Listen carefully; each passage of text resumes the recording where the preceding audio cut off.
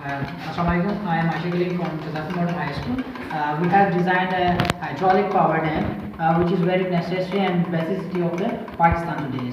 We have designed this as simple dam model, and which the simply things are used, which are the simple papers, straws. यानी कि आपने उसकी बताने कि आपने कौन कौन सी चीज़ें इसमें यूज़ की है। अपने आवाज़ को थोड़ा सा कम रखें और वर्डिंग को सेपरेट कॉमा करके लगाएं ताकि आगे वाले को बात समझ में आए कि आप क्या कहना चाह रहे हैं इसके साथ। ठीक है जी।